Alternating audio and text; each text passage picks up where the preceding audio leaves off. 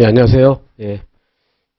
오늘부터 민법 사례요. 매년 이제 겨울방학 때면 기본서 강의하고 사례 강의를 하는데, 어쩌면 민법에서도, 그죠? 전 과목에서도 가장 중요한 과목이라고 생각을 해요. 그러니까 민법 사례가. 이게 되면은, 민법 선택형과 기록형까지 다 여러분들이, 일목요연하게, 일관되게 정리를 할 수 있기 때문에, 요거를 여러분들이 이번에 잘 활용을 하셔가지고 20회니까 그렇게 해가지고 잘 정리할 수 있도록 합시다. 그래서 이제 먼저 강의 계획부터 오늘 첫 시간이니까 간단히 그리고 오늘 참 잠깐 늦었는데요. 내일부터는 2시에 하는 걸로 하고 조금 이렇게 있을 때만 제가 변호사일 때 잠깐 서초동을 다녀오는 바람에 그런 때만 조금씩 놓쳐서 하고 3시간 반 강의를 하는 걸로 하겠어요. 그래서 오늘은 6시쯤까지 해서 첫 시간을 잘 마무리할 수 있도록 하겠어요. 그래서 민법 사례 강의는 지금 본 대로 여러분들이 처음 입학한 사람 학생들은 좀 힘들 거고 2, 3학년 올라가는 학생들 그죠? 그렇게 해가지고 1, 2학년 동안 지금 민법 사례 공부를 학교에서 하면 아무래도 제대로 못하고 다른데 하여튼 민법 사례 파트에서는 이렇게 지금 저랑 같이 공부하는 것처럼 전문적으로 훈련하는 그런 강의는 거의 없다고 봐요. 그냥 그러니까 대충 단편적으로 공부하고 아니면 법조전 몇 개 풀고 이게 단데 여러분들 이거는 전부 다 체계적으로 해서 한번 연습을 하는 거기 때문에 이번에 확실하게 민법 사례를 정리할 수 있도록 하겠어요. 그렇게 하고 그 다음에 이제 요번에 강의 요번에 25년 개정 민법 기본 사례요. 요번에는 이제 전면좀 개정을 했어요. 그래가지고 그 전에는 이제 사법시험하고 변호사시험 혼재돼가지고 좀 이렇게 약간 출제 경향과 안 맞는 문제도 있고 그랬는데 이번에는 완전히 변호사시험 위주로만 그래서 변호사 본시험 문제 중에 출제 가능한 문제들 그리고 법전형 문제를 총망라를 했어요. 그래서 법전형 문제는 작년 24년 그죠? 1차, 2차, 3차까지 다 집어넣었어요. 그렇게 해가지고 변호사시험 기출문제도 중복되는 건 빼고 새로운 문제만 그죠? 꼭 필요한 새로운 문제만 해가지고요 구성을 했어요. 그래가지고 총 한 작은 문제까지 다 합쳐가지고 하면은 거기 사례 번호 보면 알겠지만 한 300여 개 정도 됐었어요. 지금 300여 개 정도 되는 것 같아요. 그래서 민법에서 모두 출제 가능한 문제는 모두 한번 풀어서 여러분들이 완벽하게 대비할 수 있도록 할 예정이니까 그렇게 해서 이번 기회를 확실하게 활용할 수 있도록 하고 그렇게 하고 그 다음에 출제 가능한 중요 쟁점, 특히 중요 판례 논점들이죠. 이건 최근 판례까지 거의 다 집어넣은 것 같아요. 재판까지. 그래서 24년 그러니까 마찬가지로 12월 판례 공부까지서 그 중에서 사례로 나올 만한 까지는 다 하여튼 문제를 집어넣어놨어요. 여러분 풀면 알겠지만 여러분들 이게 재판이다. 그러면 이게 재판이구나. 그런 식으로 해서 사례하고 그게 되면은 기록하고 선택까지 다 되기 때문에 그렇게 하고 제 강의의 특징인 사례풀이 구조 공식처럼요 이렇게 공식을 짜가지고 암기하는 그런 강의를 할 거니까는 여러분들이 남들보다 훨씬 비교 우위에 있을 거예요. 요렇게 공부를 하면 이거는 분명해요. 그러니까 비교 우위에 있게끔 공부를 할 예정이니까 그렇게 생각을 하시고 그래서 지금 본 대로 지금 여기서 이제 민법에서 이제 결국은 변호사 시험 본시험에서 여러분들 물론 학교에서 학점 따는 것도 당연히 이 정도 쓰면 100% 엑설런트한 점수가 되겠죠. 그 다음에 졸시에서도 마찬가지 충분히 6, 80 졸시에서도 여러분 쉽게 통과할 수 있을 것이고 그 다음에 변호사 시험 합격 점수가 민법 150점 만점이잖아요. 그죠? 그 중에서 저랑 같이 공부하는 학생은 100점, 120점 근처 맞는 학생들을 많이 봤어요. 그러니까 이렇게 할 수 있도록 하고 그 다음에 이것뿐만 아니라 기록이요. 기록. 이게 되면 기록도 자동으로 잘 되거든요. 기록은 175점이잖아요. 그래서 민법이 중요한 것 같아요. 150점 대 175점이니까 300 몇 점이잖아요. 325점. 그 중에서도 120점 넘는 쪽으로 여러분들이 하여튼 준비를 잘 전문적으로 트레이닝을 할 수 있으니까 그렇게 생각을 할 수 있도록 합시다. 이렇게 하고요. 그 다음에 이제 수강 대상 요거는 그리고 여기 제 이메일하고 전화번호니까 항상 의문이 있으면 그냥 넘어가지 말고 직접 질문을 하든지 아니면 여기로 전화를 해서 또는 메일을 보내서 여러분들이 의문 나는 점들을 항상 저기 할 수 있도록요. 그렇게. 그 다음에 이제 날짜는 총 20회인데 2월 4일까지. 그리고 이제 그 구정은 어쩔 수 없이 이제 강의가 없으니까 그때 여러분들은 총 복습을 다시 한번 하는 기회를 갖도록 하세요. 그랬죠? 그때, 그렇게 해가지고 그동안 한 거 복습 동영상을 열어달라고 한다든지 해가지고요. 그것도 한 5일 되잖아요. 5, 6일. 그러니까 이번 굉장히 길던데, 그때, 완전 2회독 정도를 할 수 있도록, 그죠? 그러니까, 그런 기회가 있으니까는, 그래서 확실하게 민사를 잡을 수 있도록 합시다. 그리고 이제 강의 시간은 제가 오전에는 기본 강의를 하기 때문에 오후 3시간 반인데, 항상 얘기하지만, 50분 강의를 하고요. 그 다음에 10분 휴식인데, 그렇게 해가지고 마지막 강의는 그래서 한 30분 내지 마지막 타임은 한 50분 정도 연장이 될 수 있어요. 그 진도에 따라서. 그러니까 50분, 10분 휴식인데, 마지막에는 30분이잖아요. 그러니까는 30분에서 50분 정도, 이걸 항상 여러분들이 염두에 두고, 그죠? 그렇게 해서 준비를 할 수 있도록 하시고요. 그 다음에 이제, 지금 이제, 교재는 이번에 새로 개정된 거, 그죠? 개정된 민법 기본 사례 지불을 할 예정이고요. 그래서 여기서 본 대로 최근 기출 문제들이나 최근 판례까지는 다 집어넣었어요. 거의 막내됐다고 봐도 과언이, 이거 한 것만, 그러니까 단권화 됐다고 생각할 수도 있어요. 단권화.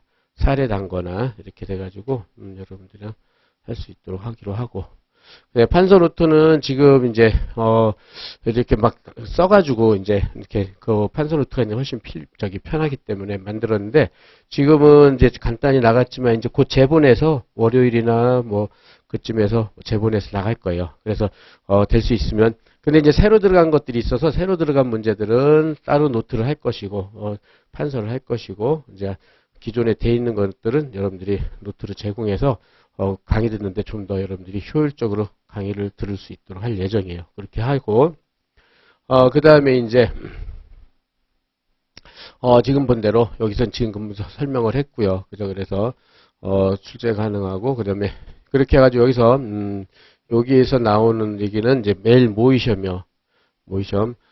그래가지고 이제 여러분들이 CBT 답안 작성 연습, 요것도 좀 해야 되잖아요. 그죠? 그렇게 해가지고, 그래서 여기서 이제 CBT 답안을 해가지고, 개별 첨삭과, 그 다음에 여러분들 같이 저랑 개별 상담까지, 그래서 개별 첨삭과 개별 상담까지 해가지고요. 여러분들이 실력이 계속 향상될 수 있도록, 여러분 저랑 같이 노력을 할 수 있도록 하겠어요.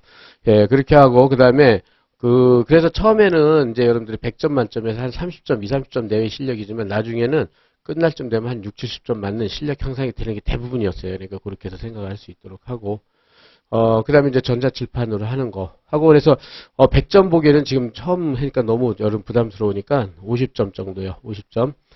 그래서 여러분들이 그 1시 20분부터 저기 2시까지 시험 보는데, 3시, 그냥 1시부터 시험 문제를 올려놓을 테니까 여러분들이 충분한 시간을 갖고, 연습을 할 수 있도록. 연습이 중요한 거니까, 그죠? 그렇게 해가지고, CBT 답안 푸는, 이게 아니면은 이렇게 전문적으로 CBT 답안 연습할 수가 없거든요. 그러니까 그렇게 해서 연습을 할 수 있도록 하고, 그래서 개별 대면 첨삭도 이제 시간, 우리는 이렇게 소수 정예니까 이렇게 해서 과외처럼 여러분들이랑 같이, 해서, 충분한 연습 시간을 가질 수 있도록 하겠어요. 그러면은 총 19회잖아요. 그죠? 총 19회 정도 시험을 보면은 여러분 나름대로는 답안지 푸는 요령이라든지 그런 게 좀 여러분들이 진짜 생길 거예요. 그러니까 그거에 맞춰서 할 수 있도록 하겠어요. 그죠? 그렇게 하고, 요거는 뭐 보면 될 거고, 복습 동영상은 말 그대로 요거는 이제 구정 때 좀 연습해가지고 이쪽이 할 수 있도록 하세요.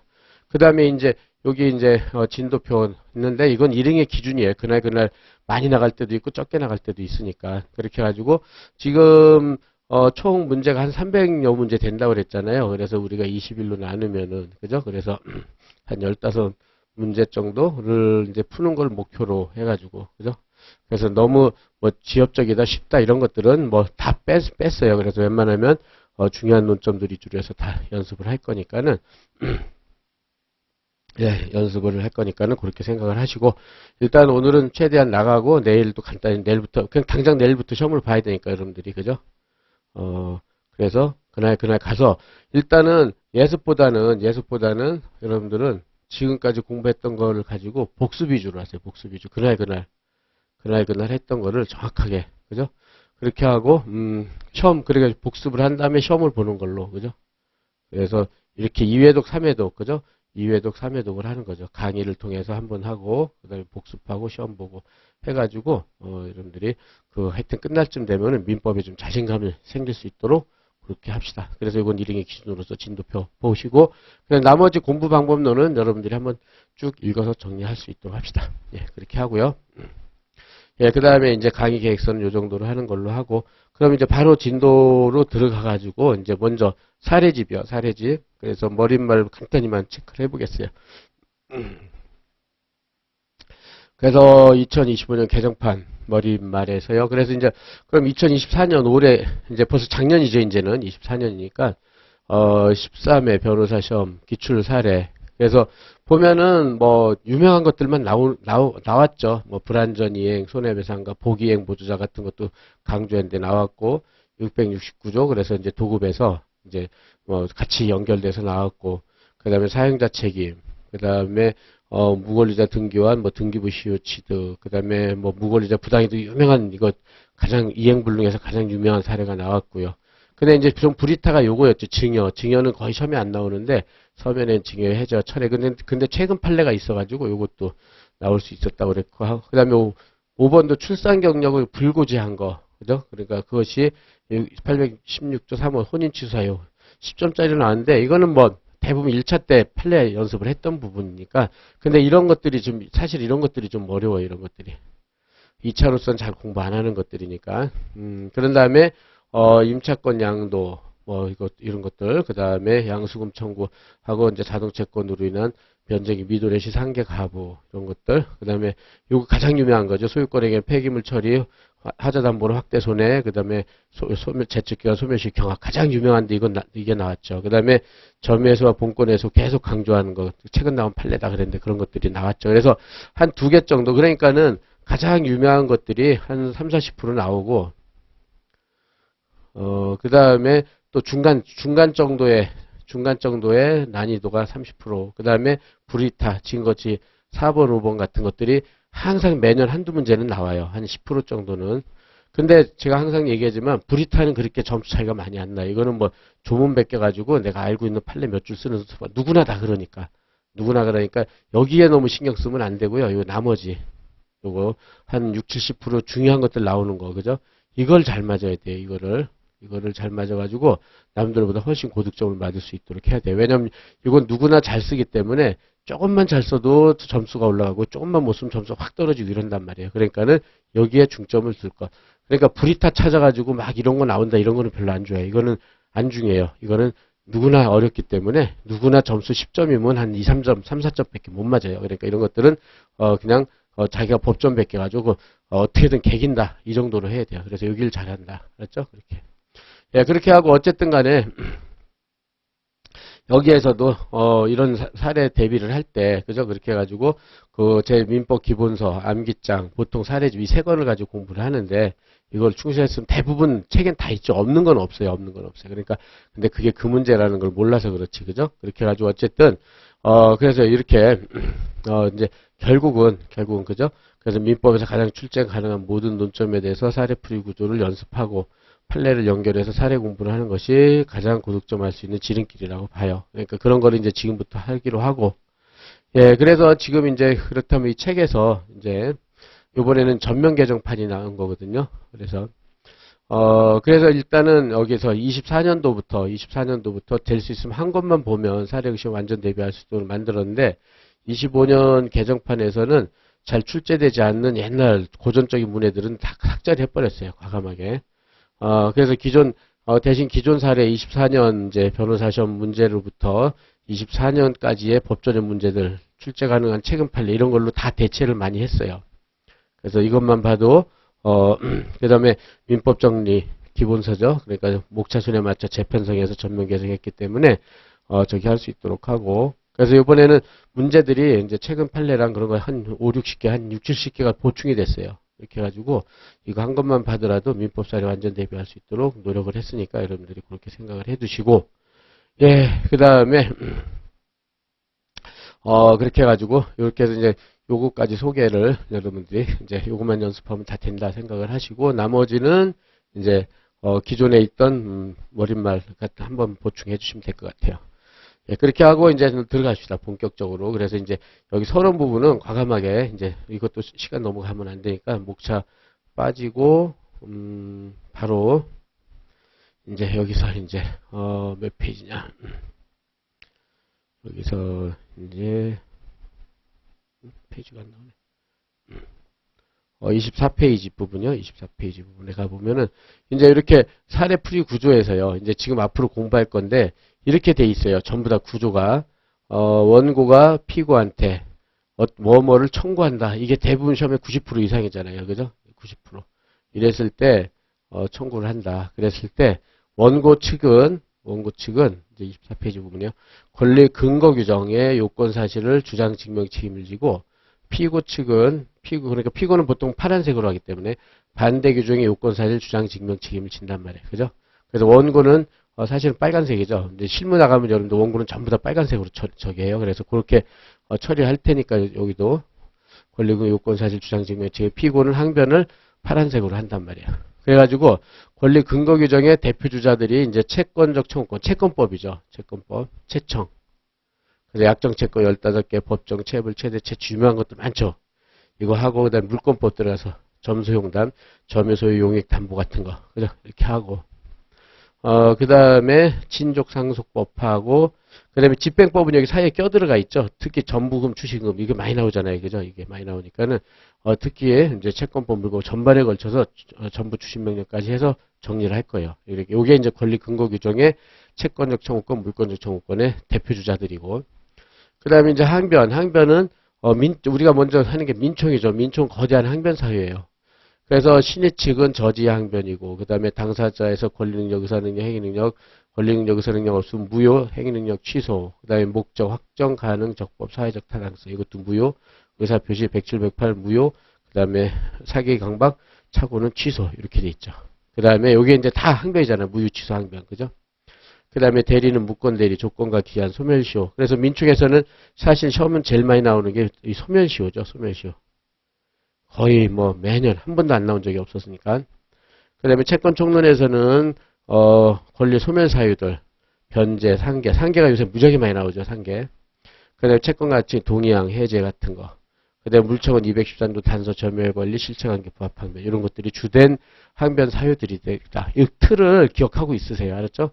큰 틀로서 책상 마디에다가 이렇게 딱 붙여놓고 대부분 저 청구가 나오면 원고, 피고 이렇게 돼 있으니까 여기서 문제가 거의 다 나오니까요. 이렇게 준비를 해놓는다. 그 다음에 그래서 이거는 이제 권리 근거 규정에 대한 요건 사실인데 저기 요건 사실 암기장이라고 생각하면 될 거예요. 요건 사실 암기장. 그래서 이건 뭐 지금 강의할 수는 없고 여러분들이 요거만 지금 한 10페이지 정도 되니까는 그죠? 그래서 주로 이제 저기 권리 근거 규정들이죠. 채권 총론, 채권적 청구권, 물권적 청구권 쭉 해서 요건 사실 사법연수원에 기재되어 있는 요건 사실 그죠? 요건 사실 암기죠. 그래서 사법연수원의 요건 사실론을 그대로 저기 내용은 싹 빼고요. 여러분들이 필요한 거는 그 요건 사실 그죠? 그거만 좀 제일 필요하거든요. 그래서 계약에게 매매등입니다. 매매계약 체결 사실 뭐 이런 식으로 임대차 계약이다. 그럼 딱딱딱 나오는 거 이런 것들을 잘 외워야 돼요. 이렇게 골격만.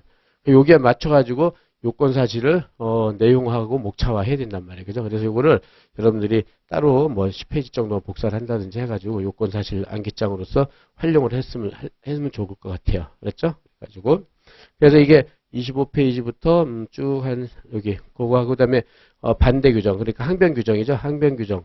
그래서 요거에 대한 요건 사실. 그러니까는 권리 근거 규정 1번이 그죠? 1번이 권리 근거 규정이고 아까 그 목차에 맞춰서요. 근거 규정의 요건 사실들이고 그다음에 반대 규정의 요건 사실하고 이렇게 돼 있어요. 그러니까는 여러분들이 거기에서 그 요건만 그죠? 요건만 정확하게 외울 수 있도록 결국은 요건 사실 아느냐 모르냐가 이제 좌우된 저희 실력을 좌우하는 거기 때문에 그렇게 해서 준비를 할 수 있도록 합시다. 예, 그래서 거기까지 해서 여기까지 32페이지까지 해서요.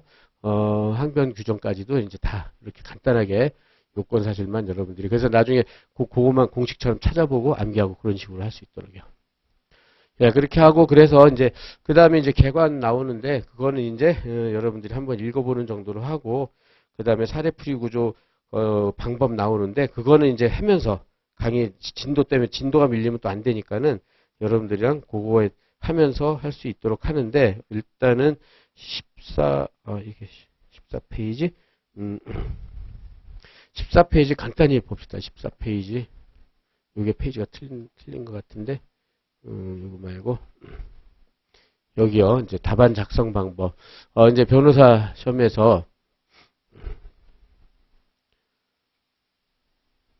예, 변호사 시험에서 답안 작성 방법으로서, 지금 이제 CBT로 바뀌는 바람에 여러분들이, 이제 CBT는요, 그 전에는 이제 글로 썼기 때문에, 글씨를 잘 못 쓰는 사람은 점수가 불이익을 많이 보고 그랬는데, 이제 CBT는 이제 워드 쳐서 하는 거기 때문에, 오히려 이제 더 치열해졌어요, 경쟁이. 그래가지고.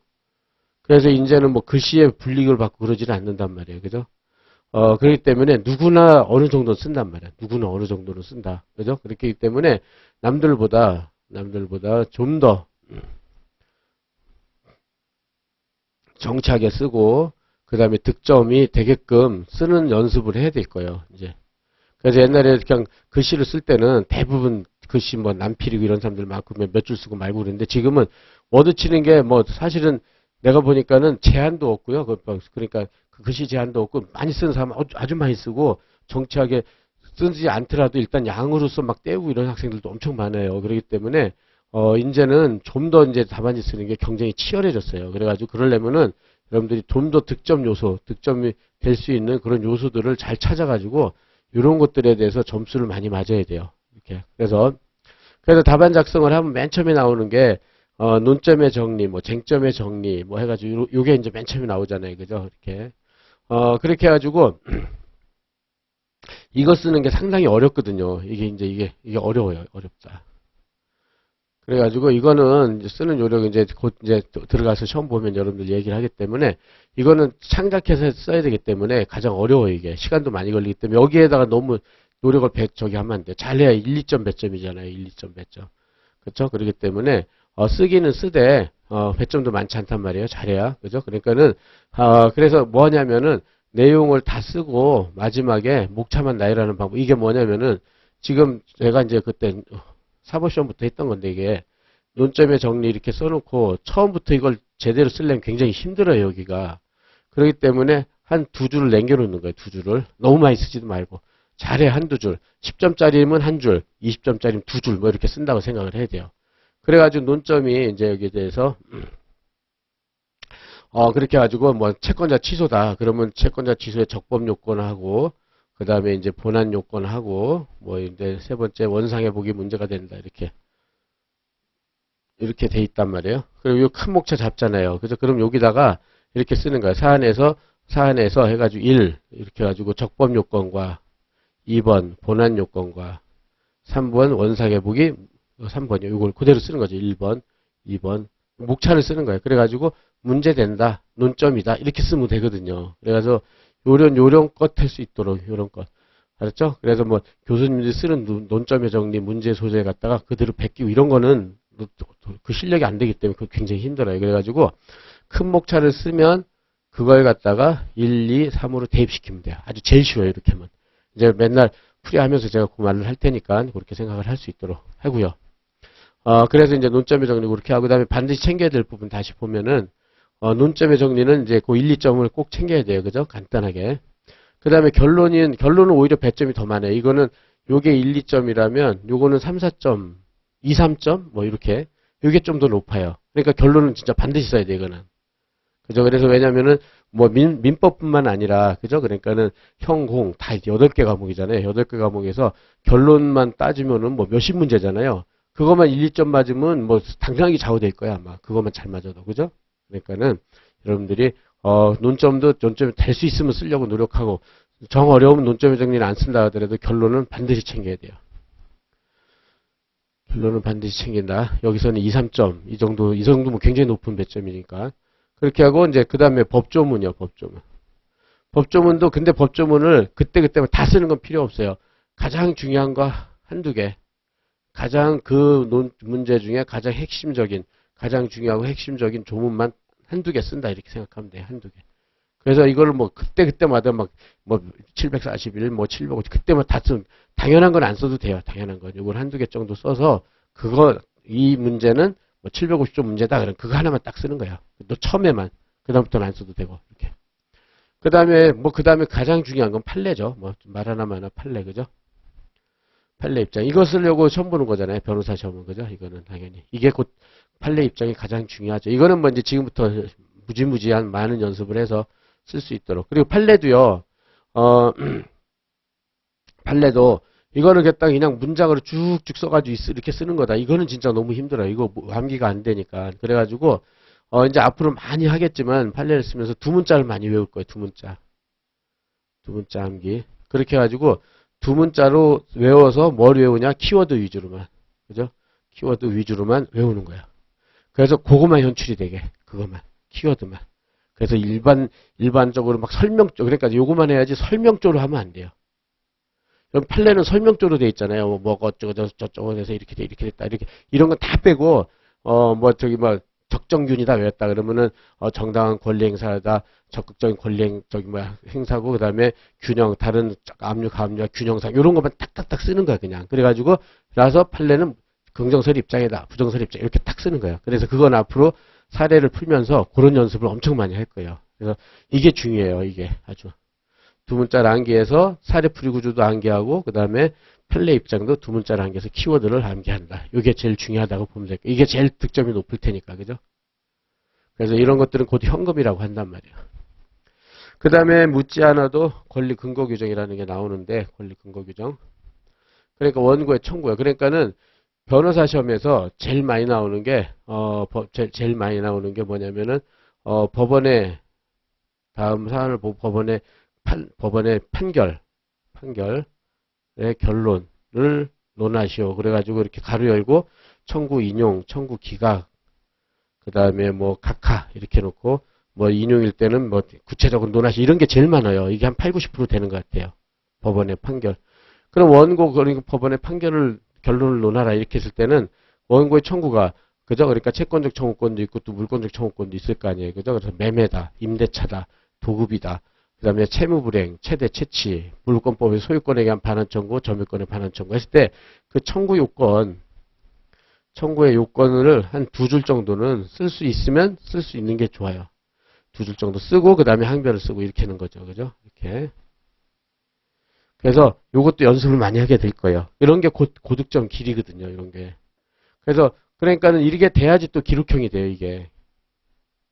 그러니까 기록형에서 원고 청구 없이 항변만 쓰는 건 없잖아요. 그러니까 그런 측면에서 요거를 여러분들이 항상 염두에 두고 권리 근거 규정 청구도 이렇게 그래서 역시 배점이 돼 있으나 대부분 수험생들이 이를 간과하고 바로 항변을 쓰거나 재항변을 쓰는 경향이 많거든요. 그래서 우리는 조금이라도 일단 사례 강의를 들어서 조금이라도 1점이라도 더 맞으려고 노력을 하는 거기 때문에 그렇게 해서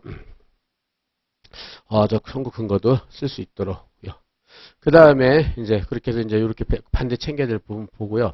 그 다음에 요건 사실과 사례풀이 구조가 나오는데 그 답안은 쓸 때는 지금 먼저 사실관계 먼저 파악해야 되겠죠. 누가 얼마를 꺼주고 몇 월 며칠 날 뭐 변제액 언제 하고 그 다음에 초안을 작성하고 목차를 구성한단 말이에요. 그죠? 간단하게. 그 다음에 이제 순으로 초반에 틀을 짠 다음에 답안을 작성하는 게 대부분이란 말이에요. 그죠? 그런데 이제 답안 전체를 구성할 때 사례풀이 구조는 구성한다. 그러니까 민법은 이게 딱 돼 있어요. 뭐냐? 주장항변, 재항변, 제재항변 이 순서로 돼 있단 말이에요. 그죠? 그렇게 해가지고 세부적으로 요건사실을 쓰고 요건사실에 대입하는 식으로 답안을 작성하는 게 가장 정통적인 방법이고 이거를 해야지 여러분들이 변호사 시험 가서 합격을 하고 또 변호사로서 소장 쓰고 그런단 말이에요. 그죠? 그래서 사례풀이 될 수 있으면 이렇게 사례풀이 구조로 여러분들이랑 같이 할 거예요. 다만 이게 어렵다. 그러면 이제 여러분들은 이렇게 쓰는 방식들이 어떻게 돼 있냐면, 이렇게 문제가 이렇게 쭉 나오잖아요, 문제가. 그죠? 문제가. 이렇게 있으면, 문제를 보고, 문제 순서대로 푸는 거예요. 이 두 줄은 뭐고, 두 줄은 뭐고, 두 줄은 뭐고. 아, 요게 주장적인 논점이겠구나. 아, 여기가 항변이겠구나. 여기가 재항변이겠구나. 이런 식으로 해서, 이렇게 꼭 정치하게 못 찾으더라도, 잘 안 되면, 이 순서대로. 그러니까 문제가 주어진 시간 순서대로. 이런 것도 많이 강조할 거예요. 시간 순서대로 답안 작성하자. 이렇게. 그러는 게 가장 안전한 것 같아요. 답안 작성. 이렇게 할 때. 요건사실로서 주장항변, 재항변 내가 이렇게 창작을 못하겠다. 그러면은 문제를 보고 첫째, 두 번째 줄은 무슨 논점, 세 번째, 네 번째 무슨 논점, 다섯 번째 이렇게 딱딱 그거를 그렇게 찾아놓으면 주어진 걸로 찾는 거니까 그렇게 어렵지 않단 말이에요. 그죠? 그래서 그런 건 이제 아직은 여러분 추상적이니까 잘 모르겠지만 이렇게 해서 연습하는 것도 많이 할 거예요. 그래서 변호사 시험에서는 그래서 결국은 이렇게 요건 사실과 사례 풀이 구조하고 그 안에 들어가 있는 판례를 연출하는 게 제일 중요하잖아요. 그죠? 판례를 연출하는 거. 판례 연출하는 게 가장 중요하단 말이에요. 그죠? 그 안에. 그래서 사례 저기 요건 사실 잘 쓰고 그래서 판례는 어떤 입장에 판례에 의하면 사안의 결론은 인용이다, 기각이다 이렇게 쓰는 게 다 답이잖아요. 그죠? 그래서 이걸 연출하는 게 가장 중요한 것 같아요. 그래서 매일매일 판례들을 많이 연습을 하겠죠. 이제. 그죠? 그랬을 때 판례를 연출하는데 이때 판례 연출은 그 문제점 뭐뭐가 문제가 된다 쓰고 그 다음에 판례는 어떤 사안에서 뭐라고 판시해 무슨 입장이다. 그래서 소결 또 판례에 의하면 사안은 뭐 기각이다 인용이다 이렇게 쓴단 말이에요. 그래서 이렇게 해가지고 이제 주로 이제 앞잡다운 문판사 문제점 판례 입장 이제 소결해서 이제 사안의 경우 이런단 말이에요. 문판소라고도 하고 문판사라고도 하고 이렇게 간략하게 이렇게 연결이 될 수 있도록 간단하게 문제점 제시하고 판례 입장 쓰고 그 다음에 사안에 포섭을 해서 딱 문판사로 쓸 수 있도록 노력을 할 거다. 그렇죠? 그런 것들이 돼야지 또 기록도 그대로 될 수 있단 말이에요. 그죠? 그래서 판례 입장을 서술할 때는 많이 이런 얘기 들었을 텐데 그냥 뭐 긍정설 입장이다 이랬으면 빵점이에요. 이건 점수 하나도 안 줘요. 반드시 구체적으로 뭐뭐라고 판시한 무언의 입장이다. 그래서 여기다 키워드를 쓰는 거예요. 키워드를. 그죠? 근거로 해서 뭐뭐라고 판시하여 이런 식으로. 그죠? 그게 꼭 나와야 돼요. 키워드가. 그래서 앞으로 지겨울 정도로 이건 많이 할 거예요. 그죠? 이렇게 하고.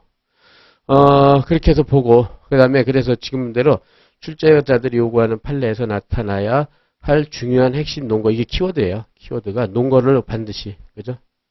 그래서 이제 앞으로 여러분들이랑 하면은 이제 두 문자 따서 많이 외운 걸 여러분들이 스스로 말하기 많이 할 거예요. 이렇게. 그래서 하고, 그래서 할 것이다. 이렇게요. 그 다음에 이제 답안 양인데, 지금 여러분들이 1시간에 4면을 준단 말이에요. 4면. 그죠? 답안. 30분이면 2면이죠. 그런데 100점에 4면이면 133줄이에요. 133줄.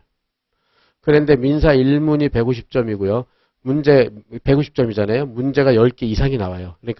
그러니까는 여기서 150점인데 10점짜리부터 15점짜리, 20점짜리 뭐 이렇게 그래서 쭉 이런 것들이 나온단 말이에요. 그래서 보통 150점이면 지금 14개에서 16개 정도 나오는 것 같아요. 그러니까는 어쨌든 이 변호사 시험이요. 민사 시험이 특히 난이도가 가장 높은 국가시험 중에 하나고 출제 양이 또 굉장히 많아요. 그러니까 10점짜리를 갖다가 지금 10점짜리 문제를 이거 정도, 한 면 정도를 문제를 내고 10점짜리를 내고 이런단 말이에요. 그러면은 여러분들이 10점이면 몇 줄을 써야 되냐면 지금 본대로요. 저기서 13.3이잖아요. 13.3줄을 쓰는데 한 줄은 뭐 문제 1번 요거 써서 빼지잖아요. 그러니까 12줄. 20점이면 24줄에서 6줄. 30점은 요 정도를 써야 될 분량이란 말이에요. 그죠? 그래서 이런 거를 답안지에 좀 표시해놓고 그 안에 그 정도만 쓰려고 노력을 해야 돼요. 그 정도만. 어차피 초과해서 써서 그 득점 마크 한다 하더라도 다음 문제에 영향을 주니까. 그죠? 그렇게 해가지고 그래서 10점 문제 같은 거는요. 요건 사실을 쓰고 사안의 대입, 포섭이 대입이죠. 대입하면 양이 너무 많아져요. 여러분 아마 10점짜리를 쓰면 알겠지만 앞으로 이제 시험 계속 볼 거잖아요. 10점이면 13줄이잖아요. 판례 몇 개 쓰면 그냥 13줄이에요. 이렇게. 그렇기 때문에 잘 생각해서 처음부터 답안 구성할 때 내가 어떻게 써야 될지 그 기획을 잘 해야 돼요. 그렇죠? 그래가지고 이렇게 바로 사안 포섭 요거를 많이 해야 돼요. 그래서 사안에서 만일 채권자 대의다 보필 볼 때 그래서 채권자 대의권은 피보전 채권 보존의 필요성 채무자 권리 불행에서 피대의 권리가 있어야 된다. 사안에서는 피보전 채권으로는 뭐가 있고 뭐 저기 보존의 필요성 왜 있고 뭐 채무자 권리는 피대이다 이렇게 하면 그렇게 하면 벌써 이게 다 써지는 거야. 이렇게. 그러면 쓸 게 없어요. 그러니까는 바로 포섭이라는 것은 아까 말한 대로 1, 2, 3, 4에서 요건 사실을 쓰고 포섭하는 게 아니라 바로 피보전 권리로서 뭐가 있고 보존의 필요성으로서 뭐가 되고 그 다음에 권리 불행사가 됐고 피대의 권리로서 뭐가 있다. 이런 식으로 해서 4줄만 쓰는 거야. 8줄 쓸 거를 4줄만 쓰는 거야. 왜냐하면 논점이 보통 10점짜리 기준으로 해서는 그래도 한 3개는 논점이 판례 3개는 써야 된다. 이렇게 하는 게 보통 물론 한 개만 딱 쓰는 것도 있지만 그런 시험은 거의 없잖아요. 판례를 2, 3개를 엮는 게 보통이란 말이에요. 그런데 보통 3개다 생각을 하시면 될 거예요. 3개. 3개 정도 언급을 하는 게 가장 고득점의 길이에요. 근데 한 개 쓰다 보면 다 써버리고 이런단 말이에요. 그러다 보면 또 막 넘어가 버리고. 그래서 이런 것들을 지금부터라도 항상 염두에 두고요. 아, 이렇게 해가지고 답안지 쓸 때 10점이면 12줄, 20점이면 20, 뭐 한 20점 넘는 건 잘 안 나오니까 하여튼 이렇게 해서요. 딱 구성을 잘 해놓고 해야 돼요. 알았죠? 20점 이상 포함하는 방식으로 하는데, 그죠? 그렇게 해가지고 이제 요거는 이제 앞으로 시험을 보면서 우리가 연습을 할 수 있도록 합시다. 이렇게 하고 그 다음에 이제 마지막으로 논점 제시와 논점의 추출인데 지금은 우리 본시험에서는요. 변호사 본시험에서는 지금 좀 논점을 다 주어줬어요. 1번, 2번, 3번 이렇게 써라 이렇게. 그래서 이렇게 되면 아주 쉽게 됐는데 지금은 전부 논점 추출형이에요. 이렇게 안 주어져요. 이건 스스로 찾아야 돼요. 스스로. 스스로 논점을 찾을 것. 요게 이제 이렇게 돼 있죠. 그래서 요걸 또 응용해서 보면 기록을 또 할 수가 있단 말이에요. 기록을 보면서 아 이렇게 스스로 찾아내야 되는 기록. 예상되는 주장과 반박 같은 거를. 예, 그렇게 해가지고 이렇게 해서 스스로 논점을 찾는 연습을 많이 해야 돼요. 아, 요거 보면 요렇구나. 요거 보면 요렇고 이렇죠. 그렇죠? 이렇게 돼가지고. 예, 그래가지고 예컨대 피고가 소멸시효 항변을 한 경우 법원의 판단과 이유를 써라. 이렇게 했죠. 그럼 소멸시효만 달랑 하나 쓰면 안 돼요. 이렇게 되면 이때 논점으로 제시된 소멸시효만 쓰고 말면 낭패니까 반드시 논점 추출해서 소멸시효, 중단, 포기, 뭐 남용 이런 것까지 다 써야 된단 말이에요. 그죠? 그러니까 그런 걸 찾는 연습을 많이 하게 될 거예요. 알았죠? 그래서 반드시 연습을 해야 된다. 이게 이제 우리가 답안지 쓰는 가장 간단한 오리엔테이션이라고 생각하면 될 거예요. 이 정도로 하고 그 다음에 이제 사례 연습이 있는데 그거는 이제 들어가서 따로 하겠어요. 이제 본격적으로 들어가서 예, 그래서 이제 25페이지로 가봅시다. 25페이지부터 그럼 민법 1조부터 시작을 하는 거죠. 25페이지. 예, 이거 채청 물청은 안에 들어가서 연습하기로 하고 예. 예, 그래서 이제 여기서부터 시작을 한다. 그렇게. 예, 그 다음에 이제 여러분들 이제 이번에는 노트 지금 금방 했지만 노트 1페이지요. 그래서 요거는 이제 재본에서 나갈 거니까 여러분 오늘은 이제 여기서 일단 월요일쯤에 나가니까 그때까지 쓸 정도만 나갔어요. 그러니까 그거 이제 사례 번호랑 맞춰가지고 하고 백지인 부분은 새로 들어간 사례들이에요. 그건 다시 써서 같이 연습하면 돼요. 그러니까 여러분들은 그걸 보면서 연습을 한다 이렇게요. 그래서 이제 그렇게 해서 지금 본 대로요. 이제 여기 사례형하고 기록형 계속 오리엔테이션 지금 연습인데 사례형에서는 가장 기본이 이렇게 아까 첫째 얘기했죠. 원고가 갑이을한테 뭘 청구를 한단 말이에요. 그죠? 그러면 얘가 이제 갑이 청구를 하면 을이 항변을 하고 갑이 재항변하는 이런 형태로 돼 있는 게 제일 많아요. 1번, 2번, 3번. 청구, 항변, 재항변, 마지막 결론 이렇게 해요. 그죠? 그래서 이렇게 최소한 논점이 3개 정도는 나온다. 이렇게 알고 있으라고 그랬잖아요. 그죠? 그래서 여기에 대해서 청구에 대한 뭐 중요한 판례가 뭐 있고 항변에 대한 판례가 뭐 있고 재항변에 대한 판례가 뭐 있고 요걸 찾는 게 좀 핵심이에요. 그죠? 그래서 그냥 판례만 3개 나열한다 하더라도 항상 3개 정도는 생각해 놔야 돼요. 그렇게 하고 이 사례형이랑 지금 얘기했지만 기록형이랑 접목이 된다고 그랬잖아요. 기록형이랑. 그럼 기록형도 전부 다 청구로 돼 있잖아요. 원고가 피고한테. 그죠? 원고가 피고한테 뭘 청구를 한단 말이에요. 그러면 1, 갑의 청구가 나오고 두 번째 이제 항변 대신 목차가 요거예요. 항변 대신 예상되는 주장. 그리고 세 번째 갑의 원고의 반박. 그렇게 되는 거란 말이에요. 그래가지고 청구에서 요건 사실, 그죠? 청구에서 요건 사실을 이렇게 목차로 써버리는 거예요. 요건 사실을 목차와. 그래서 여러분들이 이제 이렇게 사례를 하면 기록은 자동으로 잘하게 돼 있어요. 요건 사실 전부 다 외우니까. 그래서 목차화 시키고 예상되는 주장들이 뭐 3개 나왔다. 그럼 여기에 대해서 반박 판례들을 3개를 쓰는 거죠. 그래서 보통 이렇게 기록형도 3가지 정도. 그래서 우리가 기록형을 잘 뭐 유명한 판례 사안을 연습해놨다. 그러면 똑같이 기록형 나오면요. 목차만 바꾸면 똑같아져요. 목차만 바꾸면. 그렇기 때문에 사례가 잘 되면 기록도 잘 되고요. 그 다음에 선택형. 선택형도 제일 어려운 문제가 준사례형이에요. 준사례형. 이게 어려워요. 그러니까 여러분들도 대부분 틀리는 게 준사례형을 다 틀린단 말이에요. 그죠? 그냥 판례 나열로 해서 다음 판례 중 입장이 맞는 것은 해서 그렇게 그냥 5개 판례 나열한 거 이런 건 웬만하면 다 맞춰요. 근데 이제 준사례형은 다 틀린단 말이에요. 그죠? 그러니까는 결국은 이거 사례형을 잘하려면 준사례형을 잘하려면 사례형을 잘하면 선택형도 잘하게 돼 있는 거야. 알겠죠? 그렇게 해서 준비를 할 수 있도록 하고요. 그 다음에 아까 말한 대로 여기서 원고 피고 이건 아까 맨 앞에서 했었죠. 원고 청구근거 채청 물청 민총이 이제 항변이니까 우리 이제 민총을 여기 시작한다. 이렇게 그죠? 이렇게 해서 준비를 할 수 있도록 하고 예, 그래서 이제 민총이 지금 당사자 목적 의사표시 요 파트 했는데 여기 이제 좀 이따 보겠지만 민법 1조, 관습법 2조, 신의측, 당사자 권리능력 의사는 요 파트를 한단 말이에요. 그죠? 요거를 이제 진행할 수 있도록 하고 예, 그 다음에 넘어가서 이제 드디어 이제 본격적으로 1번 관습법부터요. 관습법부터 시작을 해보도록 하겠어요. 예, 그래서 이거 예, 이거는 뭐 출제 가능성은 뭐 그렇게 크지는 않지만 그래도 우리가 이제 법원 사례 구성을 위해서 민법 1조서부터 이제 우리가 시작을 하는 거죠. 민법 1조는 법원으로 돼 있잖아요. 법의 존재 형식. 법원은 맨 처음에 법률, 그죠? 성문법, 국회 제정한 성문법, 이게 없으면 관습법이고, 관습법이 없으면 조리에 의한다. 이렇게 해서 여러분 맨 처음에 민법 공부할 때 이거부터 하잖아요. 그죠? 그 중에서 이제 관습법에, 그나마 사례가 나오는 것은 관습법이다.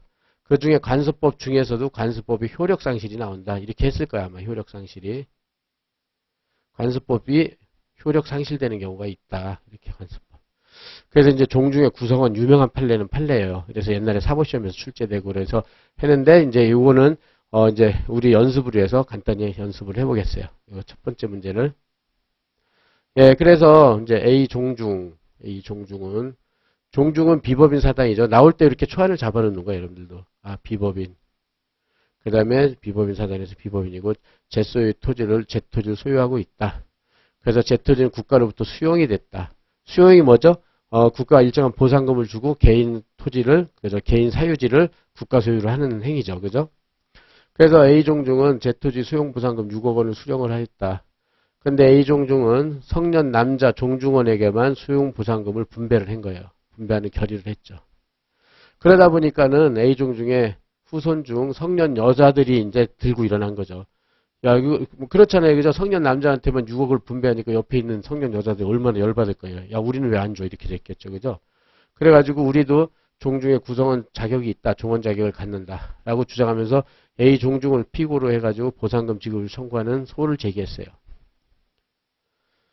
그래서 이 종중에서 이 소송에서 A 종중은 뭐라고 그랬냐? 관습법상 종중은 성년 남자만 종원이다. 이게 종래 관습법이었어요. 종래. 이것도 맞아요. 그리고 여성은 종중 구성원이 될 수 없다. 여성은 성년 남자만 종중원이니까. 그래서 보상금을 지급할 수 없다고 주장을 하였고 이에 후손 여성들은 종래 종중에 대한 관습법은 그 효력을 상실했다. 상실했고 성년 여성들도 종중 구성원이 되어야 된다고 주장하면서 자신네들 보상금을 지급해야 한다고 주장하고 있다. 이렇게. 그래서 이게 첫 번째 쟁점이죠.